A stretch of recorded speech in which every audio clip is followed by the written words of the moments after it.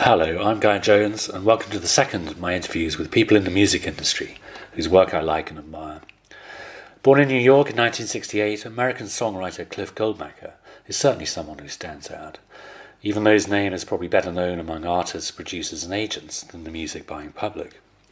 That's because Cliff is one of a comparatively rare and unsung breed, a full-time professional songwriter. He plays several instruments too, but the composition of songs rather than performing them is what Cliff has spent the last 25 years specialising in. Speaking on the phone from his home in Sonoma, California, Cliff talked to me about his songwriting approach and how that approach varies across the different genres he's writing for. We also discussed some of his current collaborations, including a particularly productive one with the British saxophonist, composer and arranger Jim Tomlinson. Jim is a musical partner and husband of American jazz singer Stacey Kent, and I interviewed him here in Stockholm last month, which, in case you get confused, is the explanation for the casual references to Jim and Stacey in this discussion with Cliff. My starting point for our conversation, however, was to ask Cliff how he became a songwriter. It was really accidental. I graduated from university in the United States, in Northern California, At with Stanford? a degree in political... Yes, Stanford. Yeah. With a degree in political science. And as a function of that course of study, I took part of my final year in school and studied and worked in Washington, D.C., and had an internship at the French embassy. And in the time that I was working at the embassy, they were offering their interns an opportunity to teach in France for a year after we graduated from college. And so initially, that offer didn't sound all that interesting to me. I was already pretty certain I was going to be applying to law school and going that route. But they said the job is about 8 hours a week. It pays your room and board, and you can pick whatever city in France you'd like to go to. That sounded like a pretty good deal. So I picked a small city in Provence, a city called Aix-en-Provence. Yeah. And in that year, since I basically had nothing but time, I found a gig in a little French cafe. Let me back up a half a step. I took 10 years of classical piano from the time I was 8 to 18. And in college, my freshman year, and piano was always something I enjoyed, but I never saw it as my profession. It was just something I enjoyed. And in college, the guy across the hall from me, my first year of school, had a guitar. And so I picked it up and started playing around with it and connected with the guitar in a very different way from the way I connected with the piano. It just felt more personal to me, and because I was teaching myself guitar as opposed to taking piano lessons, I kind of did it on my own terms, and that was when the songwriting began, right at the end of college. After a couple of years of teaching myself to play guitar, I had the audacity to assume that I had something to say as a songwriter and wrote a couple of songs, and the first song you write as a songwriter, and most songwriters will be lying if they tell you otherwise, was for a romantic interest. Okay. And so I wrote a song for my college girlfriend, and that was kind of that. But I had been performing in college, not my own material really, but just performing some of my stuff and other people's songs. And so in that year that I was away from school, I got basically a full-time job as a performer. And I also started writing seriously for the first time. So I made an effort to actually write songs as well as perform. Right. And by the time that year was over, and it was time to apply to law school, my thought process was something along the lines of, well, if I go to law school now, I'll probably never come back to music. I just don't see how I ever would. But if I try music now and see how that goes, and it doesn't work, I don't think law school is going anywhere. And that was 26 years ago. Okay. So far so good. Okay. So then when did you go down to Nashville and join the music factory? Right. That's a great question. So I came back to Northern California, since that's where I had gone to school. Yeah. After the year in France, I came back and did what I refer to as my playing Brown-Eyed Girl for drunk people phase. So I just got a gig in a little cafe, again, in Northern California now, and made my living that way for a year. But in that year, I also took the time to record a CD of my own songs. And that was sort of the impetus that in that year I thought, okay, if I'm going to be serious about this, the Bay Area is a really beautiful place to live, and hence the reason I'm back here. I've always wanted to live here again. Yeah. But it wasn't a place that a serious songwriter was going to make a go of it. And so I moved to Nashville. Okay. And just to give you a bit more background, my dad was in international marketing all through my childhood. So even though my mom and dad are New Yorkers, and I describe myself as genetically a New Yorker, we lived all over the world. We lived in Southeast Asia for about 10 years, and then a little bit of time in the Northeast in Connecticut and New Jersey. But my dad, his last stop on the corporate road was in Memphis, Tennessee. Right. So I actually went to junior high school and high school in Memphis. So I had experience with the South, even though it felt like we were falling off the face of the earth to end up in Memphis after all these places we had lived. It just felt like a very odd place to end up. Yeah. Okay. But I had some experience. Okay, but I'd also a sort of from a European perspective, it seems like a sort of slightly self-limiting location in that we would inevitably associate Memphis or Nashville with country music rather than anything else. Right. And was that your bag? Was that your bag at that time? Absolutely not. No. And here's what made the decision for me. I was, at that point, my influences were 70s singer-songwriters like Elton John and James Taylor and Billy Joel. I was, if anything, in the folk singer-songwriter world. Right. And so the rationale behind moving to Nashville, as opposed to New York or Los Angeles, the other serious options, was that at that time in Nashville, and this was the early 90s, the country artists that were having success were recording songs that were written by folk singer-songwriters. So there was starting to be some crossover. And I didn't really care for country music all that much, but I did want to pursue songwriting. And the more that I learned about Nashville, the more I realized, you know what, there's great songwriting happening there. And even though the industry is country, the songwriters really run the gamut. Right. And so that was the rationale. And the other part of this, and it's interesting, Jim Tomlinson and I just had a really nice chat about both of our backgrounds. But he asked me a question that most people don't ask, which was, when you moved to Nashville, did you plan on being a songwriter? And the answer to that was, I really wanted a record deal for myself. I was a performer. And I was a performer writing songs for myself, but really writing songs mostly for me. And about 5 years into my time in Nashville, I realized that the artist deal part of things was really a source of incredible frustration and unhappiness for me, because I was beginning to realize sort of the depth and the breadth of performing talent in that town. And I found myself, excuse me, I found myself envying as opposed to enjoying all of this talent that was there. Right. Because they were my competition. At least that's how it felt. And that's a really terrible way to feel. I mean, music is a difficult enough profession as it is, but when you add jealousy and envy on top of that, it's a bad place to be. Yeah. But around that time, about 5 years in, I had also been running my own recording studio, but mostly for myself and for a few friends. About 5 years into my time there, somebody who I really admired, a performer and a songwriter, asked me if I would be involved in producing his record and writing with him for that record.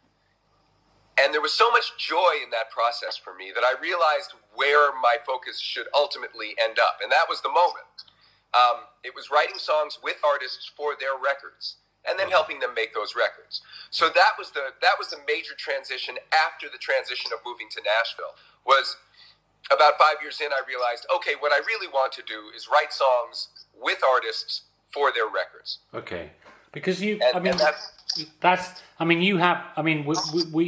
I've called you a songwriter, Cliff, but I mean, there are three strands to what you do, aren't there? And one of which songwriting is only one, and the other two, right. The second is music producer, and the third is educator. I mean, I'd like to talk primarily about songwriting, but tell me a little bit about music producing and education as well? Because I know Sure. that's part of what you, that's part of how you sell yourself, for want of a better description, isn't it? Right. So interestingly, if I wrote songs full time, I think I would go crazy. Right. It's such an emotional. Okay. It's such an emotional sort of visceral way of working that I really need a break from it. Yeah. And the break that I get from that is music production, which is a lot more technical and organizational. And if I did just that, that would feel maybe a little too dry. So the songwriting kind of balances out the music production. But I've always been passionate about audio engineering and the studio side of things. So that's that was a way that I found to balance the emotional nature of songwriting, was to do some of that studio work as well. And I found I really enjoyed it. Okay. And the education piece came much later. But after about 15 years in the business, I realized I had an opinion. And so I started writing articles on the music business and on songwriting. And those articles turned into a series of workshops that I taught on various aspects of the music business. And these days, I actually do workshops for corporate executives where I get them to problem solve some of their business issues through the lens of songwriting. So I get these people who are conditioned to not considering themselves creative, and I get them to write songs, and it's been a lot of fun. Okay, right. I mean, it certainly sounds most unusual. I mean, I work in the corporate world, and I know that companies will try anything to be different or to gain an advantage. But I haven't actually seen one of these things. I've seen one of your TED Talks. I think it was in Memphis, Right. which I think was sort of vaguely motivational and certainly had a business audience. So it may well have covered similar ground. But I mean, it certainly is most unusual, isn't it? But going back to this, going back to the songwriting, it seems like a hell of a way to earn a living. Financially precarious, possibly a bit lonely, intellectually tiring, very probably. What are the things you really like about it? I mean, you just said you'd go nuts if you had to do it all the time, but and you do make it sound appealing, I'll admit. well, no, I mean, because I'm a naturally negative person, Cliff. So I would always, or rather, I believe in delayed gratification. So I'd always go for the negatives before the positives. Tell me what it. So having painted this awfully gloomy picture of it, tell me what it's really like. What is it really like? The words delayed gratification are exactly right. Okay. I mean, that to me is a description of a songwriting career. Okay. So I think most people begin writing songs because they can't help it. And I was no different. It was just a natural outgrowth of my musical experience and my life experience. And making a career of songwriting is really not. It is not a get rich quick scheme. No. It is, for me, it is a way to connect to an inner sense of wanting to connect with people. I think of my songs as a way of connecting with people. And because songwriting is such an uncertain profession, and because there is no guarantee of any income, all songwriting, by its very nature, is speculative. I don't get paid to write songs. I get paid if my song gets used. Yeah, sure. Okay. So what I've learned over the years is I have to figure out a way to maintain the joy in the songwriting process. And the way that I do that is only writing songs with and for people who I care about. Okay. I won't write songs with a collaborator who I don't find to be someone I'd like to spend time with. I don't have to do that. Okay. My studio business is a little different in the sense that I'm running a business, and if somebody comes to me, even if their music isn't necessarily my style, my goal is to help them achieve their goal with their music. That's fine. Yeah. But when it comes to writing songs, my goal is to put something in the world that I am proud of and that I feel connected to and that I hope will connect with other people. Okay. Well, look, let's talk a bit more about these collaborations. And Sure.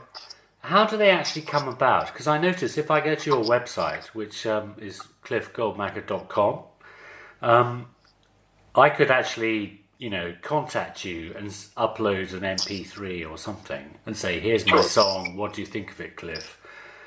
So it could be someone else approaching you, but I understand that it's also you approaching other people and saying, "Hey, I'd like to work with you." And my understanding is that that's exactly what happened with Jim Tomlinson and Stacey Kent, for example. That is exactly right. So I'll back up a step. So the way that I started to really grow as a songwriter, and this is a big part of what Nashville is all about, is songwriting collaborations. So when you arrive in Nashville and you've written maybe, and most people are like this, you've written maybe a dozen songs or something, and you've written them all by yourself, because that's generally the way these things begin. Yes, I imagine, yeah. Then you find yourself in a community of writers, all of whom are interested in getting better, and all of whom are interested in collaborating, because that is the way of the world in Nashville. So the first, I'm going to guess, 500 or so songs that I wrote were with other songwriters. Excuse me, I'm on the tail end of a cold. Okay. With other songwriters, hoping to find an artist who would be interested in recording the song. Right. That was how I developed my set of skills, my collaboration skills.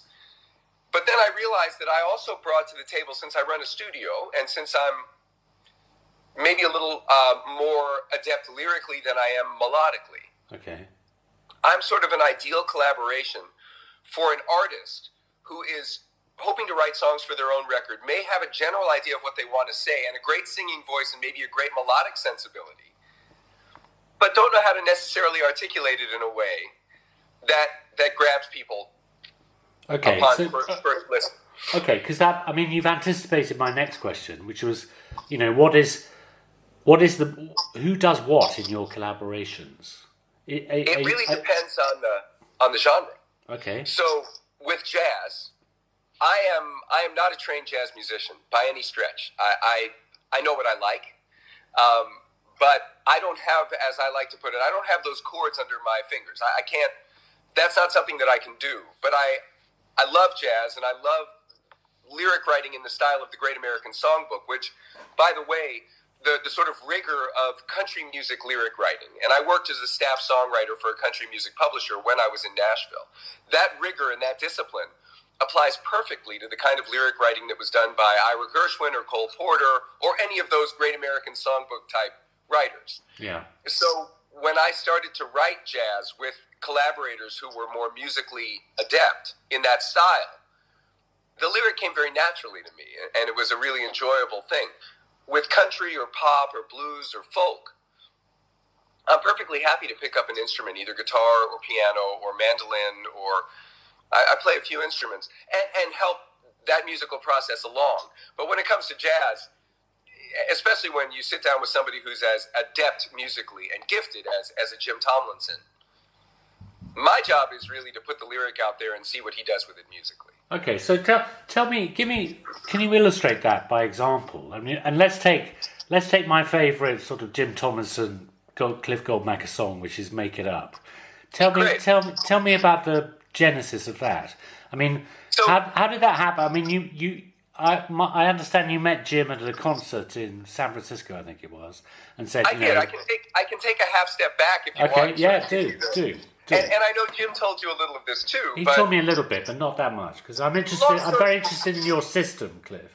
So long story short, and this goes back to your initial question about how I find collaborators. Mostly it's word of mouth at this point, or I'm a fan and I seek someone out. Yes, I gathered that. Yeah, I inferred that. Yeah. And one of the things that I think you come to learn, no matter what level of the industry you're in, as far as your songwriting is concerned, is nobody gives you anything.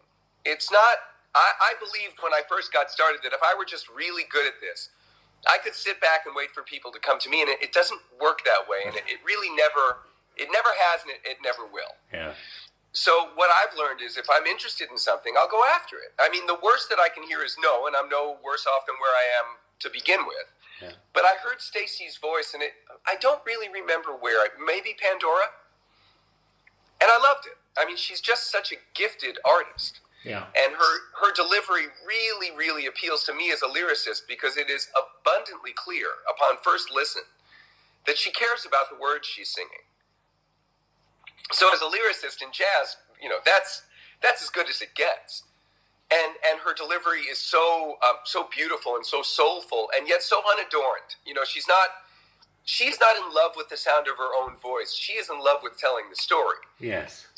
That's what appealed to me. So once I realized that I was a fan, I started to do my homework, and I found out through there's another artist with whom I've worked for quite a while named Spencer Day, a jazz artist. Yeah. Great. So at one of Spencer's concerts, a woman was there who is the organizer for the concert where Jim and Stacy were coming to perform. Right. And that was, her name is I'm forgetting her last name, but it's Terry. And Terry is the organizer of Jazz on the Plaz, which is this outdoor jazz concert series in Los Gatos, California. So I knew that Jim and Stacy were coming, and I got Terry to get me backstage so I could at the very least introduce myself. And I met Jim. I did not meet Stacy that night. Yeah. She was in the middle of signing autographs by the time I was back there. But Jim was very gracious and took a moment to say hello. Jim put it very nicely. There is a currency in our world, which is names. So I knew a couple of the people that I had worked with in the jazz world were of a level where if I mentioned them, at the very least, Jim would know that I'm not some guy who has never written a song before and was just back there to bother him. Yeah, sure. So I mentioned a couple of names, and in fact, Jim and I had one name in particular in common. And so Jim and I started a conversation that was just a very brief, I see, maybe at some point we can collaborate. But because that's not enough for me, the idea that maybe at some point this would happen, I wrote a lyric that night and sent it to Jim. A lyric for Stacy, and I don't remember at what point in the process I heard this, but I heard that Stacy does not accept songs that were written before and pitched to her. She really only wants songs that were written specifically for her. Yes. And written with Jim. Okay. So, which was fine for me. I mean, yes, I have a catalog of songs, and I would have gladly pitched some to Stacy, but given that wasn't an option, I was perfectly happy to sit down and write a lyric that I then sent to Jim. And was that lyric Make It Up, or was it something else? No, it wasn't. It was a song called That's What Goodbye Is For. Okay. And that song is still in their ecosystem. Jim and I have worked on it subsequently. Okay. But I followed up with Jim and with Stacy over the next, I want to guess, year? Before they came back through San Francisco again. Jim was very gracious. He replied to my emails and had kind things to say about the lyrics. So I knew at the very least I was on track. Okay. But when you're presenting those lyrics, did you have an idea of, you'd done your research, you knew what kind of music Stacy and Jim were producing, you know what kind of artists they are. Did you have an idea in your head when you were writing that lyric of how it might, did you deliberately twist it or tune it in a way that you thought it might appeal to Jim and Stacy? Or is it just a kind of lyric in abstraction, divorced from its context, or did you try and craft it in a way that you think, well, I know this will appeal to them? That I don't. I'm trying to understand how you just present someone with a lyric and say, I think this will work for you, because you then depend on someone like Jim taking it up and turning it into something that works for Stacy, and that's a complicated process, isn't it? Well, that is the job. And the job is to gather any and all information you can about the artist and write something you feel like would resonate with them. Yeah. And so very specifically, since I was aware of what their travel schedule was like, and that they are saying goodbye just as much as they're saying hello. Yeah. I wrote a lyric, That's What Goodbye Is For, is all about what appeared to me to be a large part of Stacy's life, which is saying goodbye. Yeah. She's constantly leaving one place to go to the next. So it was very, very specifically for her, about her. Yeah. Okay. And at the same time, the sentiment was universal enough that the hope is that people would relate to it. So it was absolutely intentional. There was no accident in what that lyric was about. The shorter answer, though, is that got me in the room with Jim, ultimately. And the very first time we got together, which was in New York, when they came through to work at Birdland for the week, and this was 2 years ago, maybe 2 or 3 years ago. Jim, by admission, and this was something that we had talked about in our emails, is a very solitary collaborator. Yeah. Meaning his experience is he would receive lyrics via email, and as you and I both know, from a rather notable lyricist. Yes, indeed, yes. No competition there, right? We won't mention any names, no. Right. Yeah. It's not like the guy that I'm trying to... Yeah, just some Nobel laureate, who cares? Right, yeah. That's all, no big deal. No big deal, yeah. But that's right. He just faxed them or send them by mail, actually, and right. Then Jim turns them into songs. So Jim is used to, over weeks and months, putting music to a lyric, and what I pitched to Jim was the idea that why don't we just sit down and work on this in real time? Yeah, and that's the difference between you two, isn't it, as collaborators? Yes. Yeah. And to Jim's infinite credit, on basically nothing but trust, he did that very thing. Okay. And we, first of all, we found out that, and I knew this already because we'd had some time to sit and chat. We got along beautifully, and that's the basis of all of this, is that we're just very comfortable in each other's company, and it's just a very nice process. Okay. But because Jim also needs time to sort of live with a lyric, while he was working on music for What Goodbye Is For, and because I'm used to working very, very quickly, right, I wrote Make It Up based on a very brief conversation Jim and I had about his relationship with Stacy. Uh-huh. I wrote that next to him while he was working on the music to the other song. Right. And then just handed it to him, and we refined it together, but it just happened in the room while he was working on something else. Okay, but were you refining the lyrics, or were you making suggestions about how he could handle this song melodically? We were refining the lyric together first. Jim and I have a very easy back and forth. If he wants, well, there are a couple of things at play here. One, Jim knows what he's looking for in a lyric, but he also, more importantly, since Jim is not the singer, he knows what Stacy is looking for. Yeah. So a lot of times what will happen is I'll show him the lyric and we'll get past the first gate, which is Jim will say, yeah, this feels like something I can work with. And it also seems like something Stacy would do, but let me show her.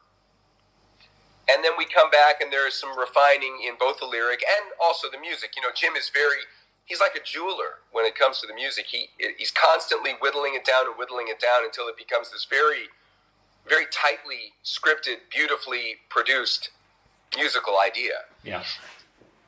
And so I think I'm going to go out on a limb, but I feel like part of what Jim enjoys about our collaborations are, and I said this to him right away, you know, there's no pride of authorship here. I just want to give you something that you like. So I'm very able to let go of something when he doesn't think it'll work. and come up with other ideas sort of on the spot, and it just makes it fun and relaxed and easy. Okay. There's no angst in my writing process. I just don't do it that way. Okay. Do you think it helps in terms of the writing process that you're also a musician as well as a lyricist? Oh, I think so. Yeah. I think so because I write in phrases. I write the way a singer will sing because I sing. I'm not great. Yeah. But I sing. Okay. So I understand. As I'm writing a lyric, I understand how it is going to sound sung. I know what words sound good being sung. These are all things that go into the writing of a lyric for me. So it's much more than just telling a story. Okay. It's telling a story that rhymes and sounds good being sung. Yeah. That's all part of the process. Okay. How do you know, or how quickly do you know whether a songwriting collaboration is going to work? How much time do you need to invest in creating a productive partnership? Almost without exception, the first song that I write with a collaborator either works or it doesn't. Right. And it's almost always one of the best songs that we write. Okay. Okay.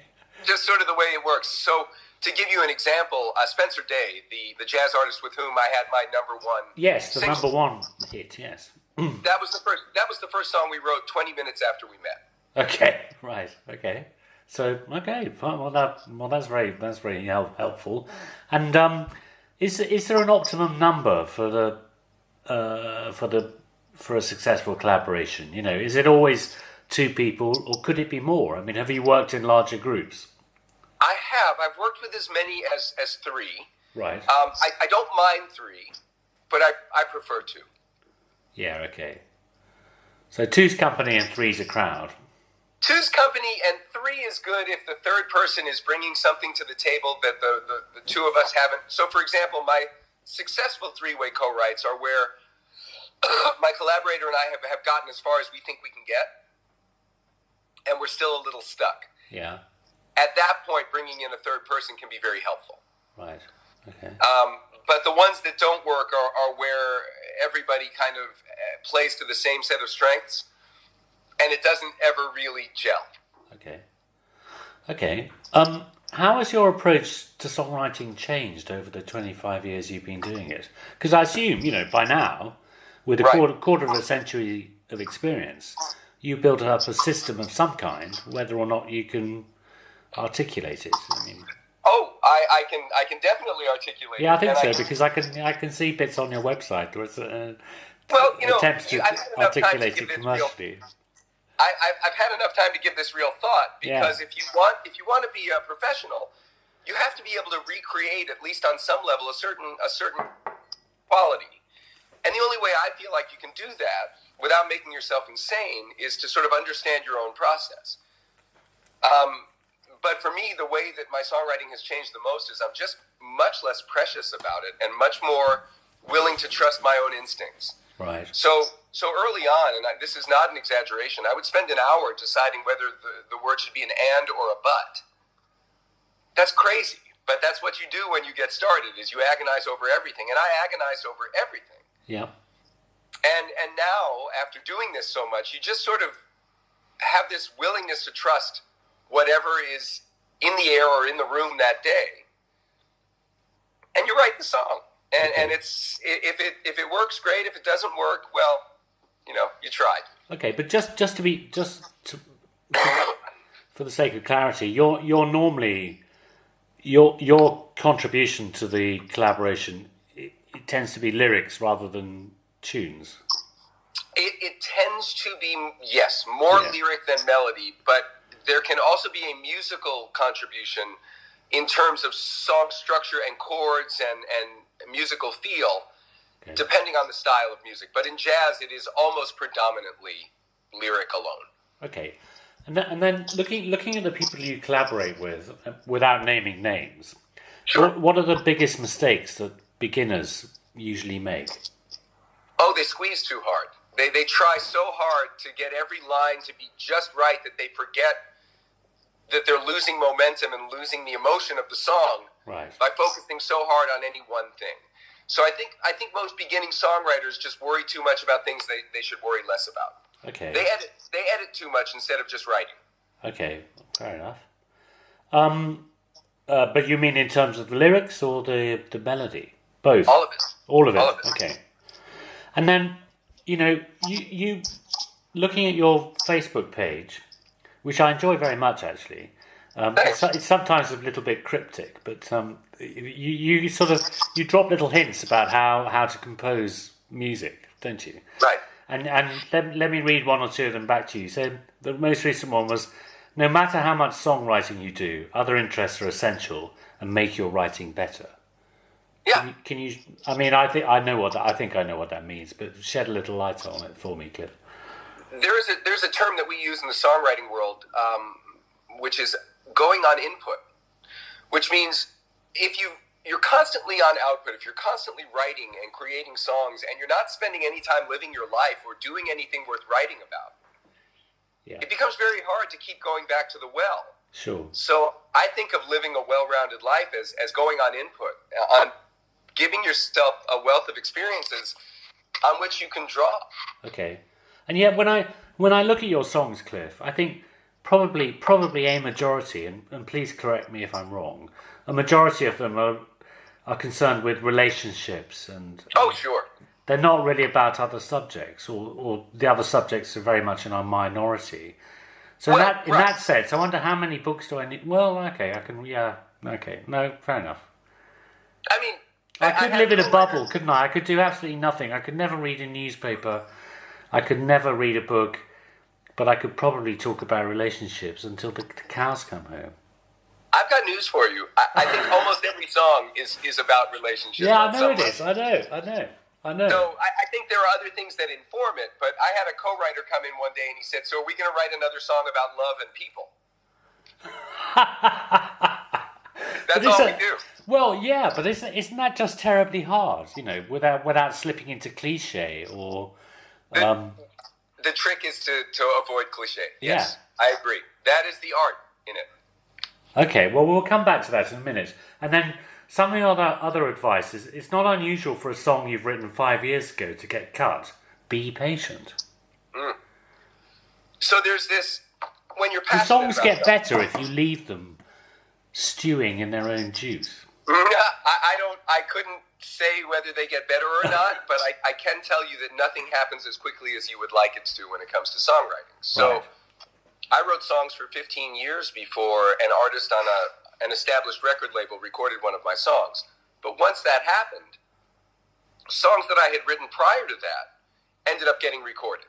Right. So it wasn't that I wasn't doing good work. It was just that it takes a long time sometimes for those songs to kind of work their way through the system and get heard and get recorded. That's the part they don't tell you about, which is it's real work to get your songs out there. Yeah, okay. All right, sure. No, I can understand that. But look, let me... Have you ever... I mean, you mentioned earlier that you normally know straight away when a partnership is going to work. But have you ever had a partnership that you felt wasn't going to work, but then suddenly, miraculously, produced the goods? Has that ever happened? Yes. There are certainly people with whom I'm not certain whether there's going to be a chemistry. Yeah. And sometimes that can surprise you, that the chemistry can show up without your necessarily having a lot in common with this person, for example. So that does happen. Yeah. Okay. And then, have you ever been approached by people who've written a song that you feel you can't improve, either because it's fantastic or conversely because it's hopeless or beyond redemption? Approached by them to collaborate with them on that particular song? Yeah, on a song. Has everyone come up to you and says, here's this song, and you say, crikey, I really can't make this any better? Or I say that certainly there are people. So, for example, I'm what's the best way to put this? It is rare that somebody will approach me cold, and I will be overly receptive to a collaboration. Usually it has to come through a trusted source at this point. Yeah. But that being said, if through a trusted acquaintance I am put in touch with someone and they bring a song to a session that they want to work on with me and it's essentially done, I have no problem saying, I'm sorry, you're done. There's really nothing I can add to this, and I wouldn't feel good about working on something that's already so far along. Okay. Or conversely, if they bring something into a session and I just don't connect with it, I'm perfectly comfortable saying, what if we were to try doing something from scratch as opposed to working on something that is already there? I much prefer to work on things from scratch. Yeah. Okay. I don't have any interest in jumping into a song that's most of the way done because I don't know how much I can really add to a song like that. Okay. Tell me, how do you avoid plagiarism, either of a melody or of lyrics? My own plagiarism? Meaning, how do I avoid copying someone else? How do you avoid copying someone else? You can also then tell me how do you avoid copying yourself, of course. Self-parody. As far as avoiding copying someone else, I mean, I certainly... I guess the best answer to that is I just try not to do it. Right?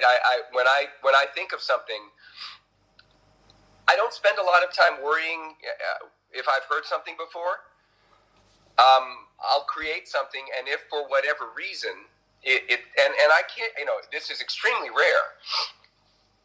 if for some reason I have inadvertently referenced something or done enough to make it feel like I've taken from someone else, I'll just change it. Okay. This is the part that I was talking about being less precious about your songs. Yeah. If I've done that, I just change it. It's nothing I've written is so important that it can't be changed. No. Okay. Fair enough. I mean, I just thought it would be very hard to avoid plagiarism, unconscious plagiarism. Sometimes you would think so, but there are a lot of ideas out there, and then of course there are no ideas out there. There's nothing new under the sun. Well, exactly. Yes. No. And yet we keep trying to make something new. Okay, and then, all right, Cliff. Well, you write across several different genres. Jazz, pop and rock, country. How do you avoid a song straying into parody? And I'm thinking in particular, because I'm a sort of fuddy-duddy European, of country, actually. Because we see country, it's all pickup trucks and cold beers and all the rest of it, And how do you avoid... Of course, that's not true. But how do you avoid parody? By writing from a place of sincerity. Right. As long as you're writing about something that you believe and that you feel, even if it happens to be about a truck, I think people will sense the sincerity. I personally, having never owned a truck, could not write convincingly about a pickup truck. No. But but you've lived in the South, so you could write convincingly about country music. Wow. I certainly could write about my perspective on that, but I know enough to know where I'm sort of sincere and where I would just be making things up, and if it even remotely feels like I'm going through the motions or doing something that I think will sound convincing to someone else. Yeah. Just stop. Okay, fair enough. Good. And how do you avoid becoming stale as a songwriter? Cannibalizing your past material, for example. Collaborators. Okay.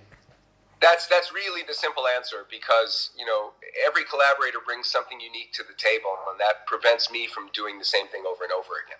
Yeah. Okay. And tell me, what's the hardest type of song you think is to write? I mean, I know, for example, you've written a Christmas song, which must be living hell, actually. Oh, I genuinely enjoy it. I have such nice associations with Christmas that they're actually really easy for me to write. I've written about 5 of them. Have you really? Okay, because I've heard one, and it was a kind of list song, like most Christmas songs, actually. Tell me, which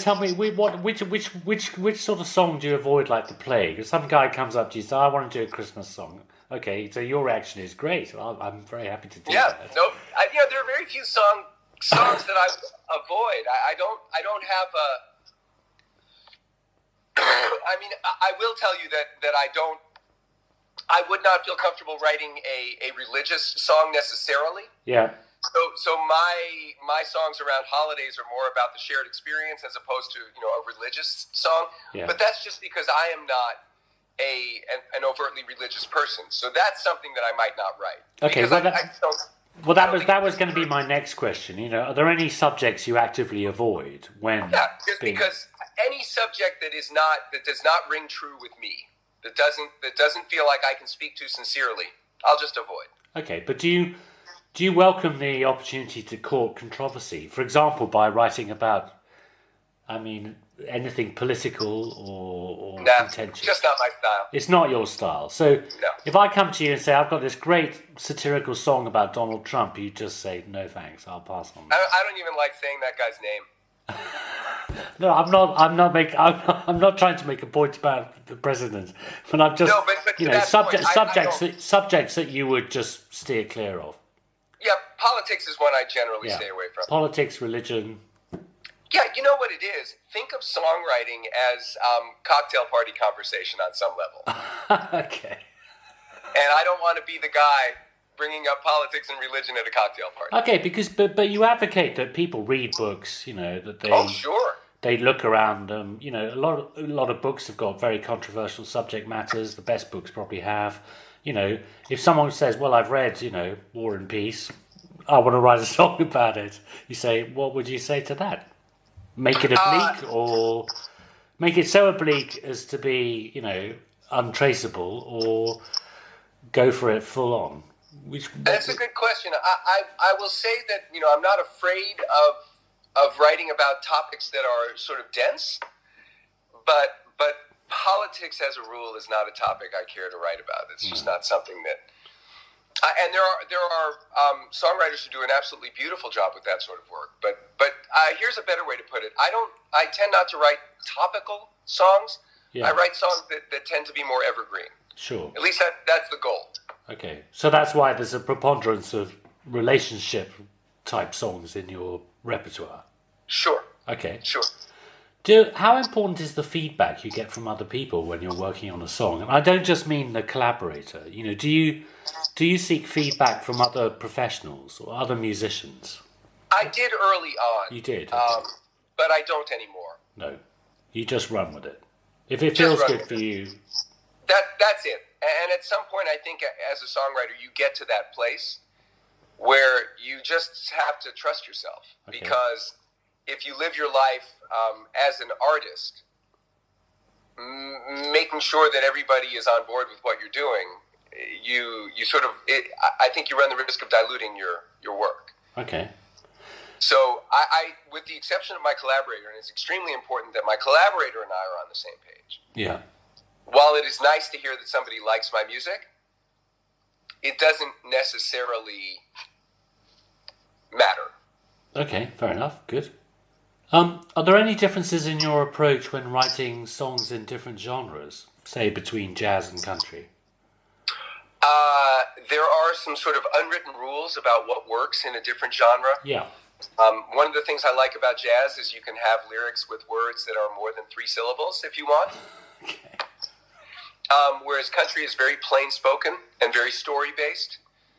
And pop music, for example, is much more about the sound of the words and less about the story. Right. Okay. So every genre has its own set of unwritten rules. Yeah. And it's the more that you do it, the more that just becomes ingrained in your approach.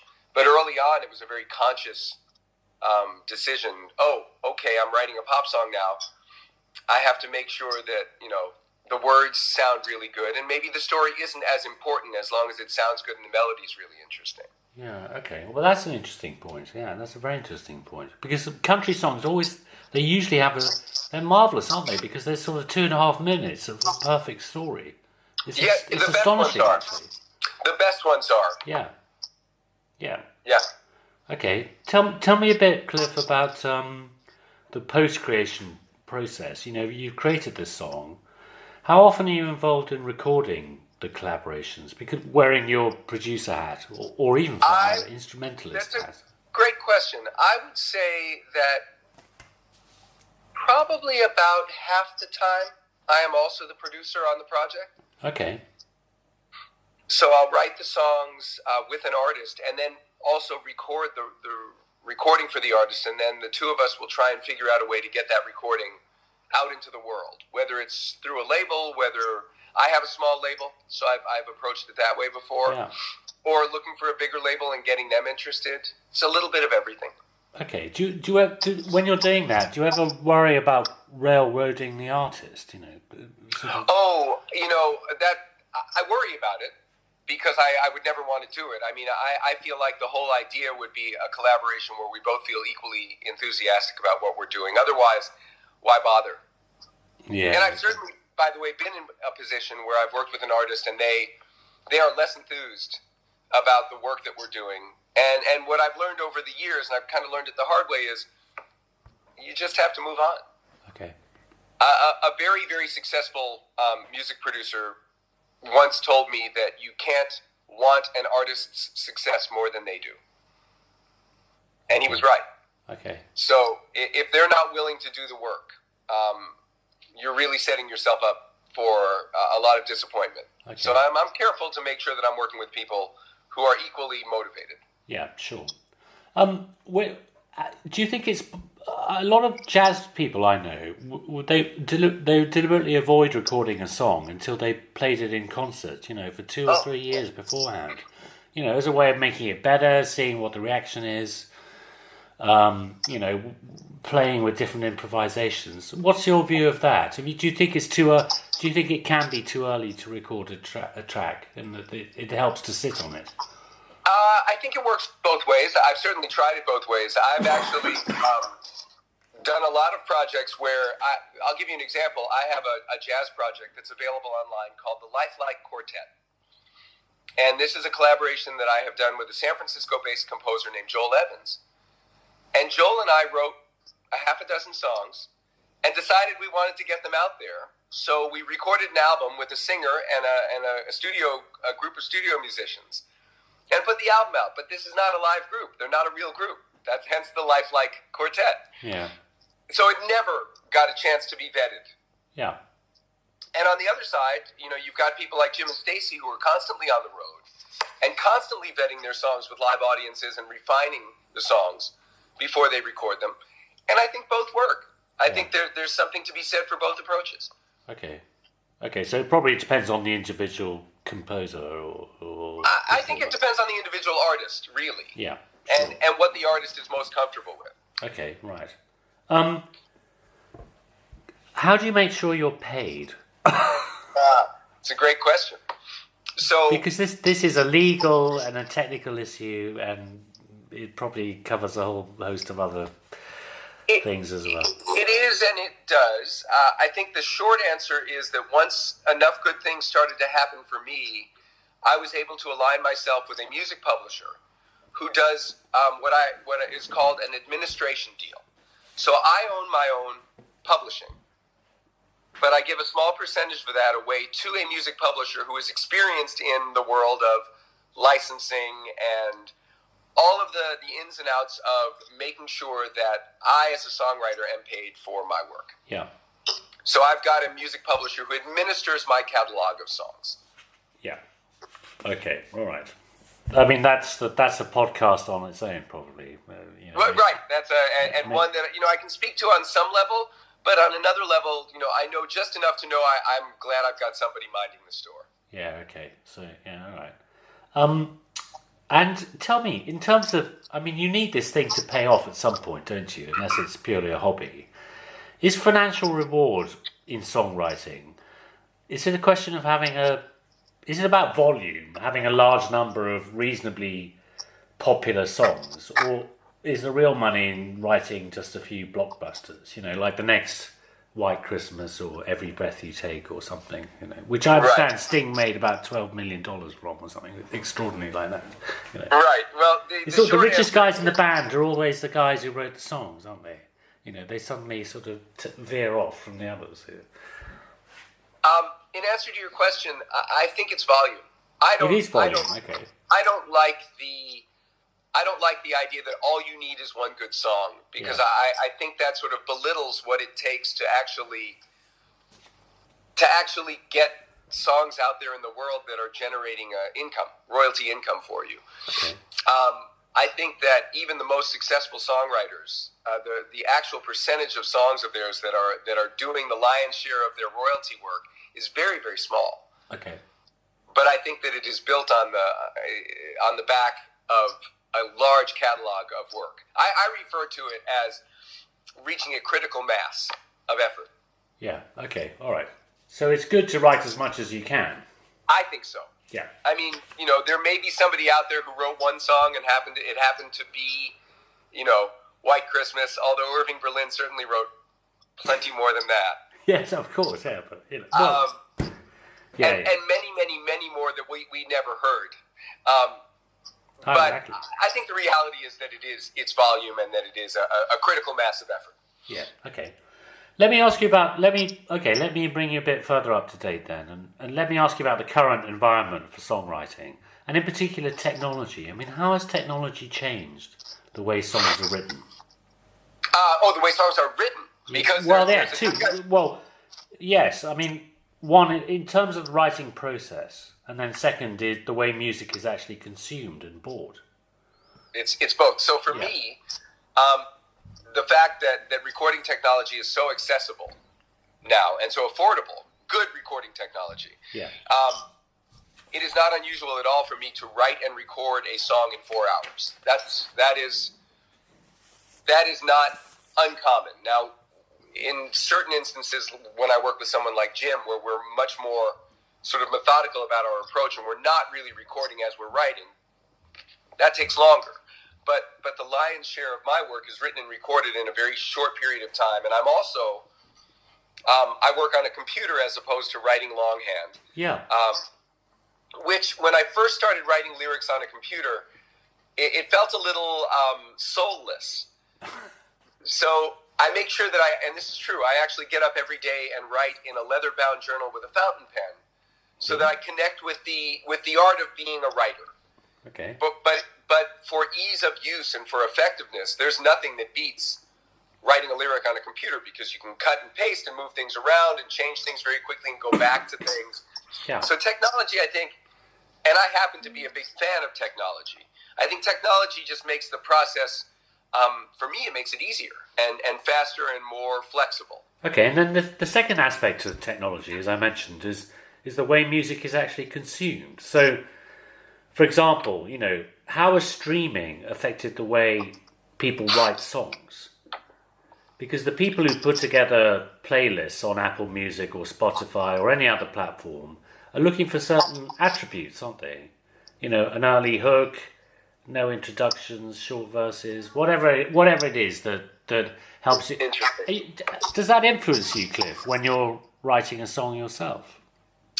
I have an eye on what will keep a listener's attention, but not a listener who is listening to a Spotify playlist versus a vinyl record. Yeah. I think where streaming has really changed things is the accessibility of all music and the ability as a creator of music to get your music out in the world so quickly and so effectively. Whereas 30 years ago, you needed a record company. Yeah. And if there weren't a record company, it was essentially prohibitively expensive to get your music out there. Now this is a blessing and a curse. The blessing is that anyone can get their music out there. And the curse is that anyone can get their music out there. And so it's very difficult to differentiate from what's maybe of a certain level.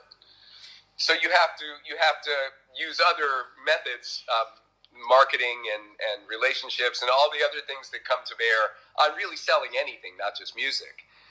But I love the fact that we have instant access to a listening base. It makes it possible for a much larger group of people to get their creative work in the world. But technology and royalty payment are not quite in line at this point. There's been a big struggle in terms of getting songwriters paid for their exposure on YouTube, or getting enough income as a songwriter to actually make a living from streaming audio. Yeah, and I wonder what you also think about the issue, which is currently quite a hot topic, of streamers not actually crediting songs to writers or even to musicians. Actually, I hope that improves, and I think it is going. It's supposed to be changing, but I haven't seen any sign of it yet. It takes a while. Yeah. It's like, it's a slow process, but I'm optimistic. But does that gall you, Cliff? Because if I buy Stacey Kent's "I Know I Dream," I can see your name under the song title. If I listen to it on Spotify, I have absolutely no idea who wrote the tune. I have no idea whatsoever. Do you find that slightly galling? I would like to feel like that information is accessible for those who would like it. Yeah. But I don't lose a lot of sleep over the fact that nobody knows necessarily that I've written the song, as long as my royalty stream is intact. Okay. Okay, it would be helpful to you, both as an artist and as a businessman, for other people to know that you had written these great tunes, wouldn't it? It couldn't hurt. It couldn't hurt. All right, my final bunch of questions. What are the songwriters in history that you particularly admire or have been influenced by? And maybe you must have been asked this before, actually, but. Well, for me, it all goes back to sort of the great the Great American Songbook and the writers who were the Tin Pan Alley writers, the people like Cole Porter and George and Ira Gershwin. I just feel like there's something sophisticated and timeless about that level of writing, and I aspire to it. So it really starts there for me. Okay, so they tend to be the jazz composers rather than pop or these days it feels that way, and there were certainly influences early on for me in people like Elton John and James Taylor and Billy Joel. Those are more contemporary influences, and again, I think what I come back to there is there's a sincerity and a connection in their music that I aspire to. Yeah, but they themselves were influenced by jazz writers, of course, weren't they? Because of that's the kind of music they were probably listening to as children. It makes you wonder, for sure. Yeah, it does, doesn't it? It does. Okay. Is there one song you really wish you'd written?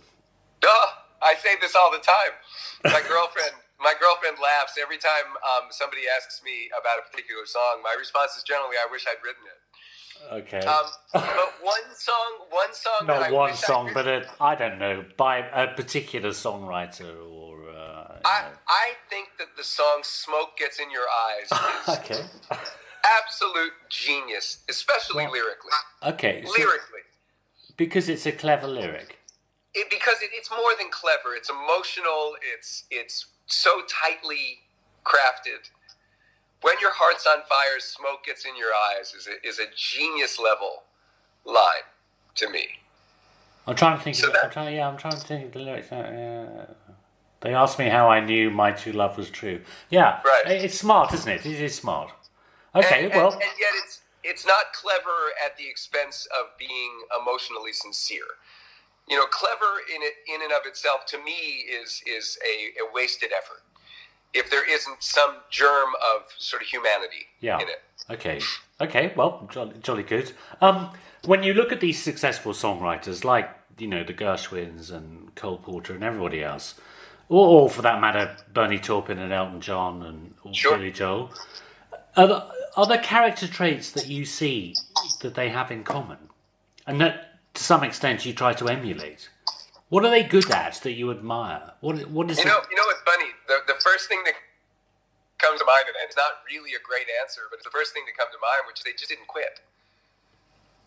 These are people who've been writing songs, wrote songs their entire careers. It wasn't like they just wrote for a couple of years and stopped. All of the people you described have been writing songs wrote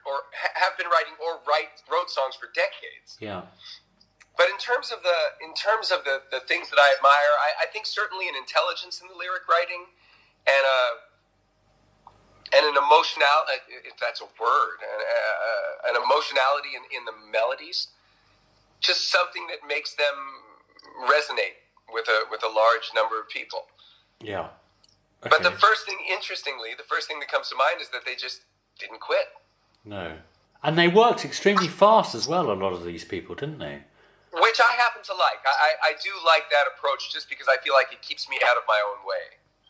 Yeah, because my understanding, Taupin and Elton John, Taupin would just send in the lyrics out of the blue, and if he hadn't got it off pat within about 20 minutes, he'd just ditch it and start on something else, which is incredible, isn't it?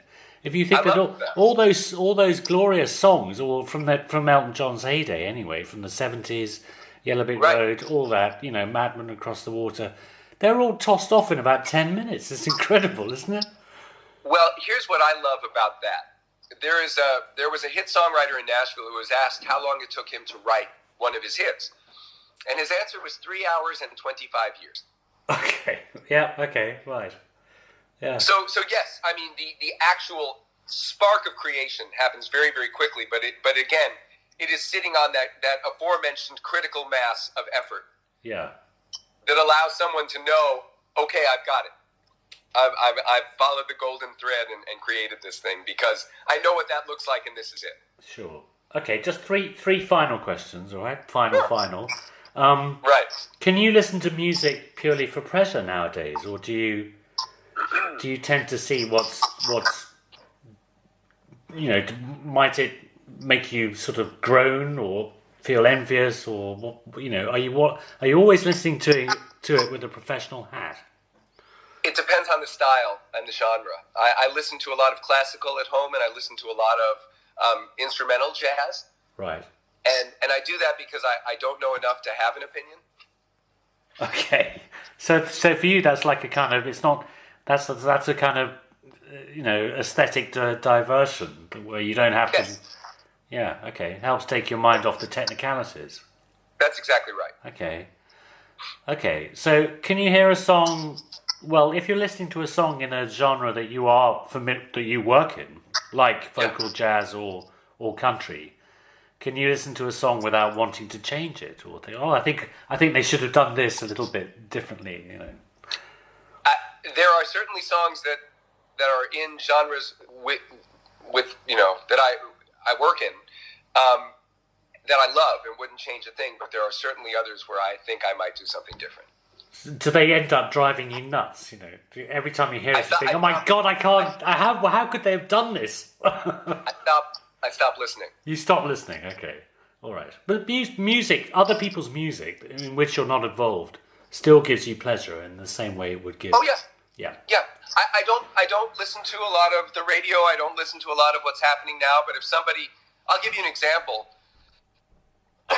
There's a jazz piano prodigy now named Joey Alexander. I don't know. Oh yeah, no, the young chap. Yeah, sure. Yeah, from the Philippines, isn't he?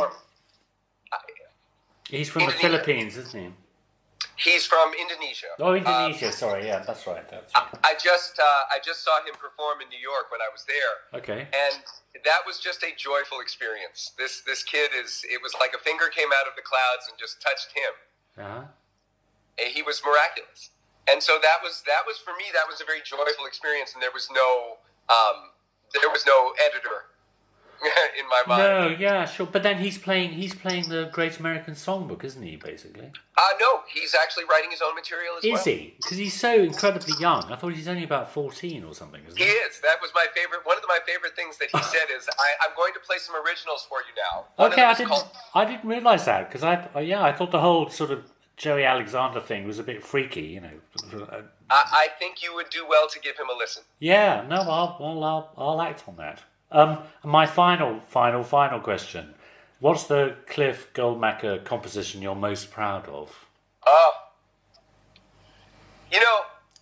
I want to believe to date, because I know if I asked you that question 5 years from now, I bet I'd get a different answer, of course. But there are certainly songs that I am proud. I'm proud of a lot of the work that I do because I put a lot of myself into them, and I feel connected to them. But there's nothing that I would single out and say this is the one. I certainly, to your point, I always want to feel like I'm doing the kind of work that I'm proud of, Okay. and I hope that I am. I don't always love everything that I've written, but I can tell you without reservation that I'm very proud of the work I'm doing with Jim these days. Yeah. We just have a very, very strong writing chemistry, and then to hear those songs through the prism of Stacey's voice and performance is such a gift. It's such a gift. Yeah. Okay. But you seem to, I mean, if we were to answer that question by the volume of work you do with individual collaborators, we might also mention probably Spencer, yeah? Certainly. You seem to, if you're doing it several times, it suggests that it's working and you're getting something out of it. Absolutely. Spencer has just released an album, a beautiful album called Angel City, and we wrote about half the songs on the record together. Right. And I'm incredibly proud of those songs as well. It's a beautiful record. It's a big band record, and he's one of those voices. But again, not to single anything else out. I really I'm very fortunate to not only do work that I love, but love the work that I do. Yeah. Which is a nice way to feel. Yeah. And a nice way to end our conversation as well, Cliff. Thank you so much for speaking to me. I know you're very busy, and I've enjoyed this a lot. And we should. It's been my pleasure, and thank you for taking the time to ask some substantive questions. No. Thank you for answering them. Well, I hope maybe we'll get the chance to join each other on another podcast in the future. But until then, I will say goodbye to you. And again, thanks very much, Cliff. Thanks. Truly my pleasure. Thanks, Scott. Thank you.